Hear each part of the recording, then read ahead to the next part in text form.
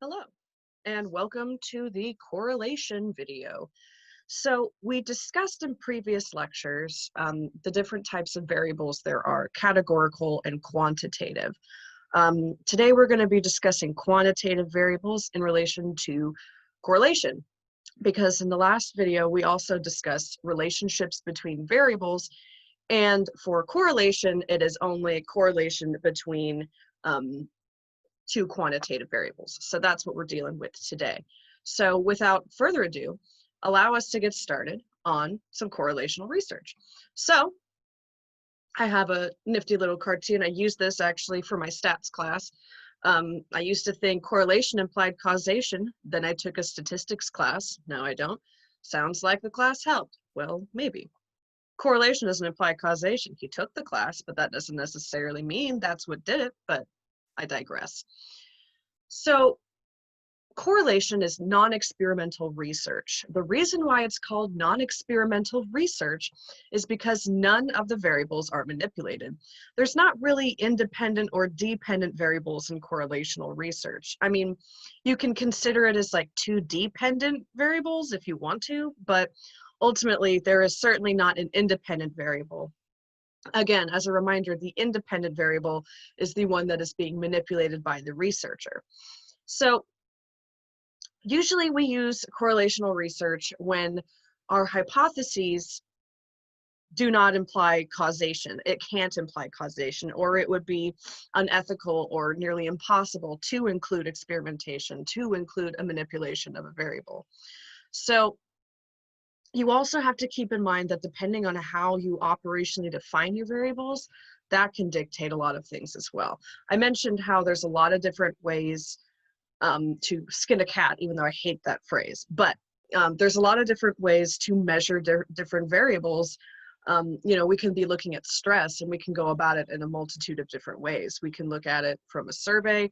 We can observe people's stress levels, or we can even measure their cortisol levels, which is a hormone involved in stress. So when people are stressed, they tend to have higher levels of cortisol in their body. We can use all three of those methods, or any three of those methods, those measures, to actually, well, measure stress. But I digress. So when it comes to non-experimental, or again, correlational research, one example is thinking of aggressive driving. I know we mentioned aggressive driving before. So if we just simply ask how many tickets have you had in the last year, and then count how many aggressive driving behaviors they demonstrate, that would be non-experimental. We're not manipulating anything. We're asking them to provide the number of tickets they've had in the last year, and then maybe sitting in on them, kind of like, again, like a driving instructor, and we have a list of behaviors we consider aggressive, and every time they do one of those behaviors, when we're observing them, we mark it down, we give it a tally, and then after the hour-long session is up, or however long we're observing them, we just count the number of times. We just add up all our tallies, and then that is their score for aggressive driving based on how we've operationally defined it, which is counting the number of aggressive behaviors they demonstrate. But I mentioned how before sometimes we do experimental or non-experimental research because causation just isn't possible for our hypotheses. Our hypotheses don't include causation, or it's just not very ethical or possible. If you're having trouble thinking of when that could take place, think of if you're a researcher interested in seeing how children who've grown up in abusive homes, maybe how they fare later in life. Maybe you look at their levels of depression or anxiety, or just overall like their mental health, maybe their cognitive capacities, whatever. But you're looking at children who grew up in abusive homes versus children who didn't. You want to see, hey, do children who grow up in abusive homes fare worse off than those who didn't? Which I would wager a guess as to yeah. But anywho, that would have to be correlational research in the sense that we find children who grew up in abusive homes and then give them surveys or observe them or measure in some way their mental capabilities or their cognitive capabilities or their depression, anxiety levels, again, whatever it is that we're looking at. all we can do there for correlation is find kids who are in abusive homes and then give them the measures based on what we're looking at. To make that experimental, we would have to take, let's say we took 100 kids, and half of them we would put them in abusive homes, and the other half we would put them in non-abusive homes, more healthy homes. Well, that's not right. We can't take children away from their parents. We can't place children in knowingly dangerous situations and call it research because, oh, you know, we're doing this to understand mental capabilities or, you know, cognitive functioning of children who grew up in abusive homes, and we want to be sure that this is why their cognitive functions have changed. I get it, dude, but do it a different way. That's awful. We can't do that. As researchers, we don't play God. We can't do things like that. So that is an example of how sometimes it's just not ethical or just not really possible to put experimental research with our hypothesis. So we have to adjust it or just deal with correlational research or non-experimental research. So we have to collect data. You know, I mean, we're looking at correlational research or any type of research that we do. We obviously have to collect data. So we have a couple different ways to do that. Obviously, the one that is pretty common for correlation is going to be surveys of some sort. So, oh, take the Rosenberg self-esteem scale, or oh, take the Beck depression inventory, or take the student engagement questionnaire, or what have you. You know, fill it out and give it back to me. That's a pretty standard, pretty easy to conceptualize. We're all familiar with surveys. We've probably all taken surveys. Some of you guys might have written surveys, but there are other ways to collect data for non-experimental research. One of those, excuse me, one of those is through naturalistic observation. And I discussed this when I was talking earlier about the example of aggressive driving and, you know, observing their driving and then comparing how many tickets they've received in the last year. The way that I operationally defined aggressive driving was I'm going to sit with them in the passenger seat and observe them drive for, let's say, an hour. And for all the behaviors that I have predetermined to be aggressive, I'm going to tally them up each time they do them. So again, that could be, again, you have to determine what they are before you start collecting data. You can't make it up on the fly. But let's say that I have 5 behaviors and they are yelling at other drivers, going over the speed limit, excuse me, throwing things out the window, cutting people off in traffic, and one more, flipping people off or using rude hand gestures. Let's just say those are the 5 I'm looking at. Okay, so that would be me keeping track of these. This would be, then I have to code, meaning that I have to observe the driver for each participant, each driver. I have to observe them for an hour, and anytime I feel they demonstrate any one of those 5, I just make a tally. Same thing for Kraut and Johnston, excuse me, in '79. This is in your book. They were observing bowlers' reactions to shots. And they had a list of things they're looking at. Was it a closed or open smile? Were they laughing? Did they have more neutral face? Were they looking down or away? Or were they like, ah, you know? They were coding, and each time they did these behaviors that they have predetermined, they marked them down. So that's a more naturalistic observation. This could also be known as a behavioral operational definition, where you observe people's behaviors and you kind of keep track of them. Another way for data collection for correlational research is through archival data. Now, this is data that's been collected for a different purpose. Oftentimes, you know, we collect data ourselves. We write a survey, or we use someone else's survey and give it to our participants, and then those 100 or 50 or however many participants you have, they fill it out, or they drive for an hour, and then, you know, you have your data right there. And it was collected solely for the purpose of your study. This data didn't exist before you started doing this. With archival data, it's different. It's data that's present in the society today. And it wasn't created for your purpose as a researcher. Now you're using it and it's definitely beneficial, but it's not like this was created because of you. Some things that are some examples is that there's a study that looked into, the likelihood of people being named names that sound like the state that they live in. So Virginia, they were looking for names, people's names that were, wow, okay, let me start that over again.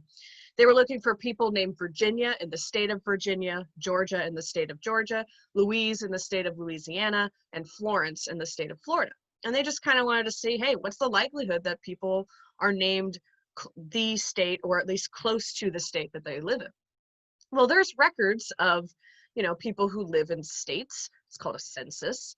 They have that, but it wasn't necessarily created. That census wasn't created so researchers can look at the names of people and see how it compares to the state they live in. It's there for different reasons. Excuse me.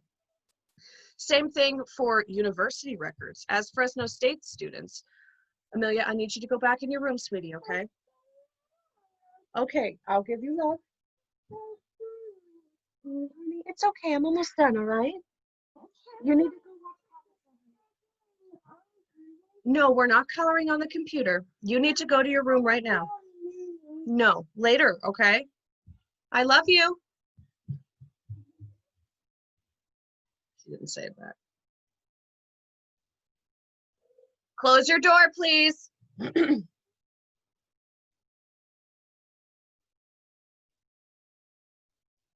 I apologize.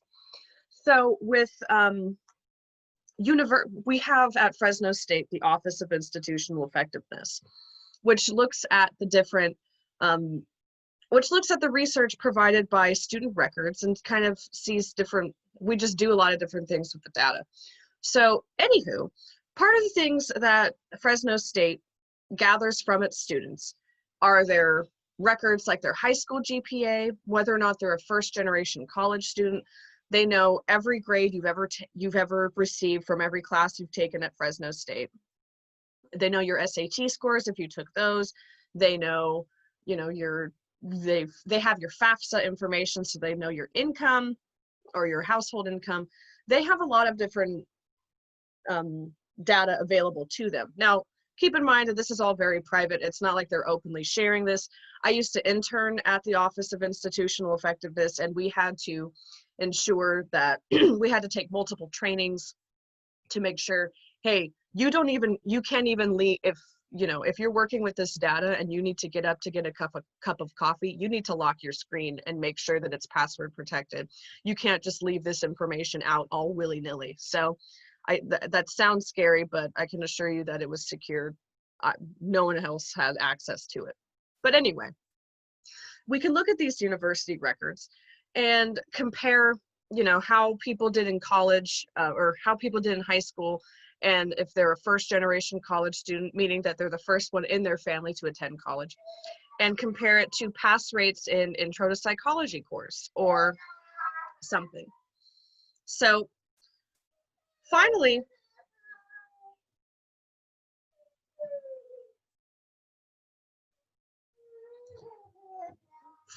we have the strength and direction of correlation. Now, this is dealing with Pearson's R. The positive or negative refers to the direction. Amelia, what is going on?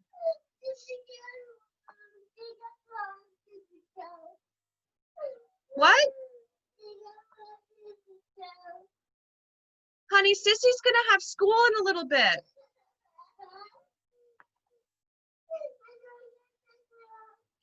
Come here. This is the last slide. We're gonna have a visitor.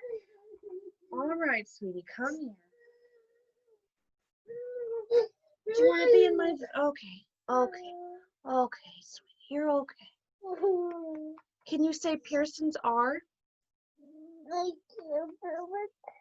Can you say correlation?